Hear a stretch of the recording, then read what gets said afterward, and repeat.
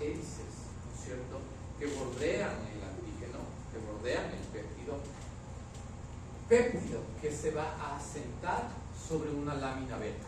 Si es que yo dibujo lo que acabo de decir acá en la pizarra, entonces voy a dibujar una lámina beta acá, dos alfa hélices acá, en donde se va a asentar el antígeno, obviamente, sobre la lámina beta. Está bien. Sí, esta es lámina beta, esta de aquí es lámina beta. Este de aquí son estructuras tipo alfa hélice. Y este de aquí es simplemente el antígeno. Ahora, estos sectores que están aquí, tanto los dos alfa hélices como la lámina beta, muestran variabilidad. Y por eso es que el complejo de histocompatibilidad se dice que es polimórfico. ¿Por qué necesita tener una variabilidad acá? Porque necesita interactuar con el antígeno y también con el receptor de la célula T. ¿Sí? Entonces aquí existe una variabilidad y ya vamos a analizarlo en más detalle. Ahora, ¿qué es lo que podemos visualizar, ¿no es cierto?, en esta estructura de acá y en su representación también a mi lado derecho? Podemos visualizar otro dominio. ¿Cuál es ese dominio? El dominio alfa 3. ¿Para qué sirve ese dominio alfa 3? Es para que interactúe con el marcador de superficie CD8. Ahí está la razón por la cual, ¿no es cierto?, el complejo de histocompatibilidad tipo 1 es reconocido únicamente por linfocitos T CD8, porque este marcador de superficie CD8 va a reconocer, ¿no es cierto?, este dominio alfa 3. Esa es la razón que está detrás de todo esto. Es esa especificidad de este marcador de superficie CD8 por el alfa 3 que otorga, ¿no es cierto?, el hecho de que los linfocitos CD8 puedan interactuar únicamente con el complejo de histocompatibilidad tipo 1. Ahora, lo que dice en este texto es básicamente lo que dibujé hacia acá, pero con más detalle. La lámina beta, de acuerdo a esta información, ¿cuántas cadenas tipo beta tiene? De acuerdo a esta información, 8. ¿Sí? 8 cadenas beta. ¿Son paralelas o antiparalelas? Antiparalelas. Y las alfa hélices son paralelas. ¿Sí?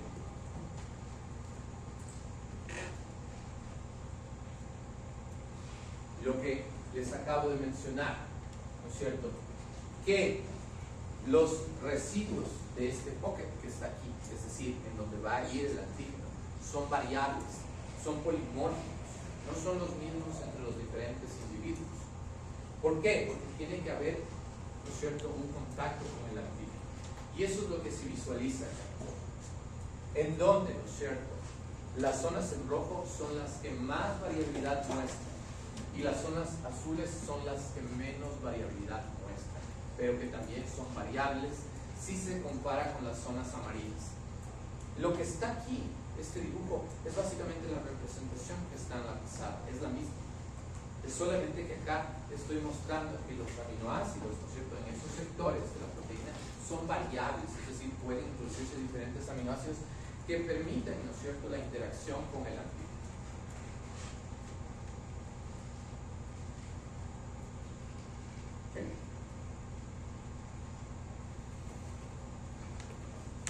Ahora, noten ustedes, ¿no es cierto?, igual, las dos alfa hélices, la lámina beta sobre la cual se asienta el antígeno o el péptido, ¿no es cierto? En la estructura anterior solo se mostraba la variabilidad de aminoácidos. En esta estructura en presente se muestra simplemente el péptido que está interactuando con el pocket del complejo de histocompatibilidad. ¿Qué otro complejo de histocompatibilidad tenemos que añadir, reconocer a nivel estructural? Es el complejo de histocompatibilidad tipo 2. A diferencia del complejo de histocompatibilidad tipo 1, este carece de la microglobulina. Se deja de usar el celular, por favor. ¿Ya? Este carece del dominio de microglobulina. ¿qué es lo que se visualiza en la estructura del complejo de histocompatibilidad 2? Dos cadenas, ¿sí? Dos cadenas, una ilustrada en morado y otra ilustrada en color verde. La primera recibe el nombre de cadena alfa y la segunda recibe el nombre de cadena beta, ¿sí? ¿Cuántos dominios tiene cada cadena? Si vamos a la cadena alfa, tiene 1 y 2. ¿Cuáles son esos nombres de esos dominios? El alfa 2 y el alfa 1. Si vamos a la cadena morada, ¿no es cierto?, observamos dos dominios, ¿no es cierto? ¿Cuáles son los nombres de esos dominios? El beta 1 y el beta 2. Ambas cadenas que están aquí, tanto la cadena beta como la cadena alfa, interactúan la una con la otra a través de interacciones no covalentes. Ahora, este pocket que está aquí es el que va a interactuar con el antígeno otra vez. ¿Sí? El antígeno representado esta vez en color rojo. Piensen que el antígeno en el complejo de histocompatibilidad solo puede ser un péptido corto de aproximadamente no más de 11 aminoácidos, a diferencia de los anticuerpos que pueden reconocer, ¿no es cierto?, antígenos mucho más largos. ¿Sí? En este caso, ¿no es cierto?, la interacción es únicamente con péptidos cortos. Ahora, sí, esta estructura que está aquí es homóloga al pocket del complejo de histocompatibilidad tipo 1. Homóloga me refiero a homóloga estructuralmente, es decir, básicamente la estructura es casi la misma. Adicionalmente, ¿qué es lo que observamos? ¿No es cierto? Que este dominio, el beta 2 y el alfa 2, crean, ¿no es cierto?, el ambiente adecuado, ¿no es cierto?, para acomodar al marcador de superficie CD4. ¿En dónde estaba el CD4? ¿En cuáles células estaba el CD4? En los Helper.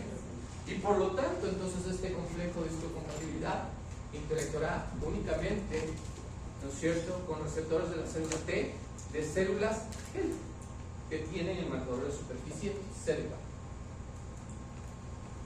¿Sí? ¿Ya? Si observamos, ¿no es cierto?, también la variabilidad del pocket, ¿no es cierto?, noten ustedes, también existe una variabilidad de aminoácidos extensa, ¿no es cierto?, en donde, ¿no es cierto?, básicamente los rectángulos en diferentes colores están mostrando los aminoácidos que son variables dentro del pocket.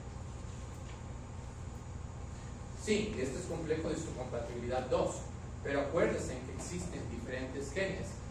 Y obviamente es complejo de histocompatibilidad 2, el de complejo de histocompatibilidad 2, el de Q. Si retroceden a la información de genómica que habíamos observado anteriormente, pueden tener una explicación a lo que les acabo de mencionar este momento. De manera similar, ¿no es cierto?, este pocket, ¿no es cierto?, básicamente tiene el péptido, ¿no es cierto?, péptido que es rodeado por dos láminas, por dos alfa hélices asentados sobre una lámina beta.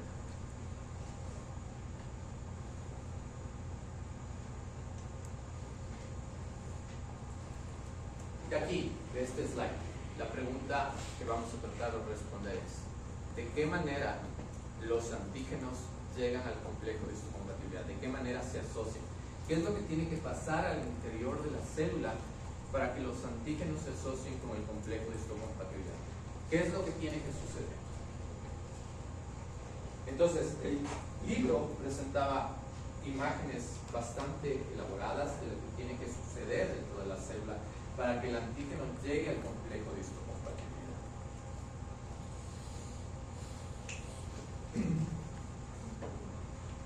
Noten ustedes, ¿no es cierto?, ¿qué es lo que dice aquí? Marcador de superficie CD8. ¿Con quién establece contacto el CD8? ¿Con el complejo de histocompatibilidad 1 o 2? Perfecto. Entonces, ¿cuál es el complejo de histocompatibilidad que está aquí? MHC1. ¿Ya? ¿Cuál va a ser el destino de esta célula? De esta célula, de toda esta célula, ¿cuál va a ser el destino?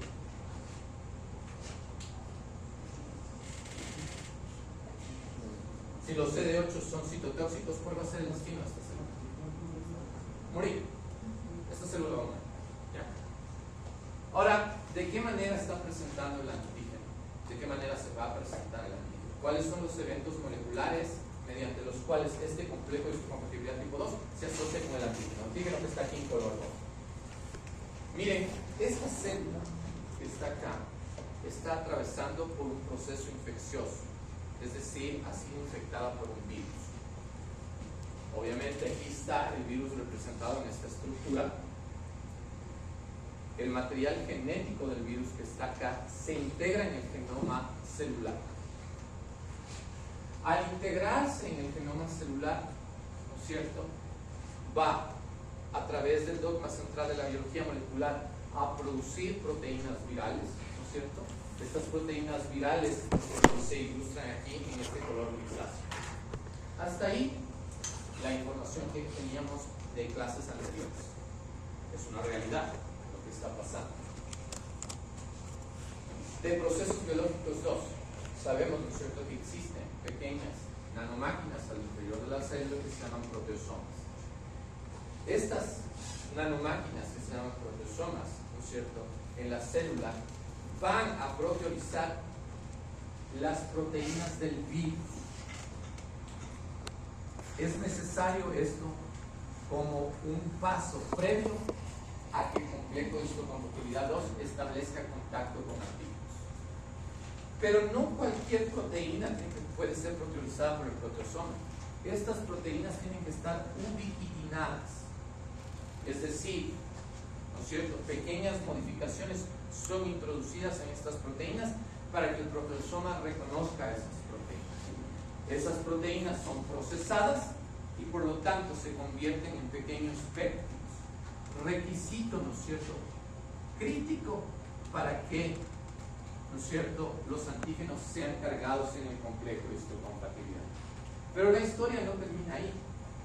No es únicamente el hecho de proteolizar una proteína como tal, sino que estos péptidos que salen del proteosoma, ¿no es cierto?, tienen que ingresar al retículo endoplasmático. ¿Cómo ingresan estos péptidos al retículo endoplasmático? ¿De qué manera ingresan? Básicamente existen estas proteínas que se denominan transportes de tipo ABC, es decir, que usan ATP justamente para transportar péptidos a través del retículo endoplasmático. ¿Para qué llevan estos péptidos al retículo endoplasmático? Es sencillo, porque tienen estos péptidos que tomar contacto con esta proteasa que está aquí, que se llama IRAP. Esta proteasa IRAP simplemente va a crear, ¿no es cierto?, péptidos aún más cortos, ¿sí? Entonces noten ustedes que aquí está el péptido original que a través de IRAP se ha cortado aún más, es decir, el tamaño tiene que ser el exacto para que vaya hacia el complejo de histocompatibilidad. Entonces simplemente la proteólisis mediada por el proteosoma no fue suficiente, sino que una proteólisis adicional tiene que tomarse en cuenta para que el tamaño del péptido sea el correcto para que sea añadido al complejo de histocompatibilidad. Adicionalmente, ¿no es cierto?, tienen este complejo de proteínas que están formados por este EDP57, tapsina y calciculina que están ahí. Que lo que van a hacer es tomar este péptido, ¿no es cierto?, pequeño, y lo van a cargar en el complejo de histocompatibilidad. Simplemente estoy resumiendo las cosas aún en más detalle, aunque la situación es mucho más complicada que eso. Una vez, ¿no es cierto?, que se ha cargado el péptido al complejo de histocompatibilidad que ha sido sintetizado en el retículo endoplasmático, como ustedes pueden visualizar, va a migrar, ¿no es cierto?, hacia el Golgi, y del Golgi va a salir en una vesícula, ¿no es cierto? Esa vesícula va a tomar contacto con la membrana, se va a fusionar y por lo tanto el complejo de histocompatibilidad se va a expresar en la superficie celular. Y finalmente va a ser reconocido, en este caso, por los linfocitos T citotóxicos con el marcador obviamente molecular CD8.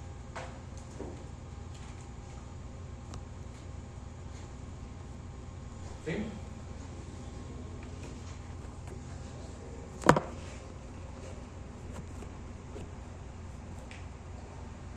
con el procesamiento de antígenos. Ahora, hablemos del procesamiento de antígenos en el complejo de histocompatibilidad tipo 2.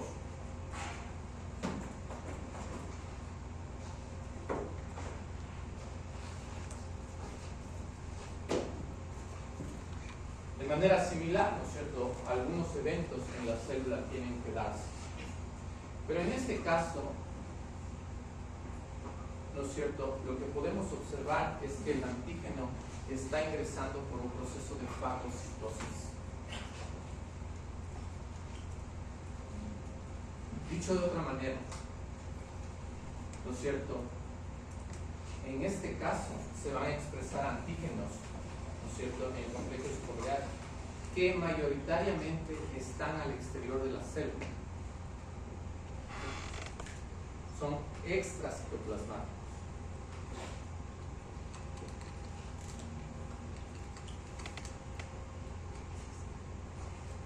Cuando existe el proceso de fagocitosis, y eso es algo que también ya habíamos visto en el curso, ¿no es cierto?, los patógenos son proteolizados, ¿no es cierto?, las proteínas son destruidas. Y para que esto suceda, obviamente, el fagosoma, ¿no es cierto?, es decir, la vesícula que contiene el patógeno, se fusiona con el lisosoma para crear el fagolisosoma, que básicamente termina destruyendo las proteínas. Se podría así decir entonces que esta vesícula es un fagolisosoma ya extremadamente maduro que ha tomado contacto con complejos de histocompatibilidad. Sí, se podría decir que sí. Pero, ¿de dónde sale este complejo de histocompatibilidad? Si observamos, ¿no es cierto?, la parte inferior del gráfico, observamos que este es el retículo endoplasmático. Retículo endoplasmático en donde se va a sintetizar este complejo de histocompatibilidad. Ahora, este complejo de histocompatibilidad que se sintetiza aquí, ¿no es cierto?, con la ayuda obviamente de chaperonas. Chaperonas simplemente son proteínas que ayudan en el ensamblaje o en la adopción de la estructura tridimensional de la proteína como tal. Este complejo de histocompatibilidad va a tomar contacto con una proteína que se denomina II, ilustrada en color rosado. ¿Por qué establece contacto esta proteína? Esta proteína lo que está diciendo es, en el retículo endoplasmático no se va a establecer contacto con ningún antígeno, porque eso le corresponde a otro complejo de histocompatibilidad y no a este complejo de histocompatibilidad tipo 2, sino que complejo de histocompatibilidad corresponderá el contacto del antígeno en el retículo endoplasmático al complejo de histocompatibilidad tipo 1. Entonces, esta proteína ayuda a que exista especificidad en justamente en el loading del antígeno. ¿Sí? Cuando el complejo de histocompatibilidad migra, por cierto, al fagolisosoma que estaría acá, ahí sí la proteína II se va a separar del complejo de histocompatibilidad y el antígeno se va a cargar. Finalmente la vesícula se va a funcionar con la membrana y el complejo de histocompatibilidad se va a expresar sobre la superficie.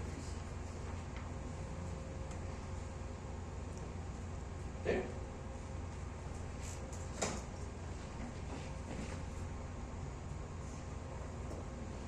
Este es el capítulo 7 que tienen que leer. Y aquí vamos a hacer una actividad de clase. Simplemente van a formular un par de preguntas para su examen. Obviamente el examen queda para que digan, para el día jueves de la próxima semana. Es un examen que cubre, ¿no es cierto?, anticuerpos y el complejo de su compatibilidad. Los dos capítulos, el examen vale 6 puntos, no puedo hacer más. El examen estaba previsto para el día jueves, pero hay vacación, entonces no nos queda más que tomar las dos evaluaciones en el solo examen de la semana para el día jueves. ¿Ya? Entonces hagan grupos para hacer esta actividad.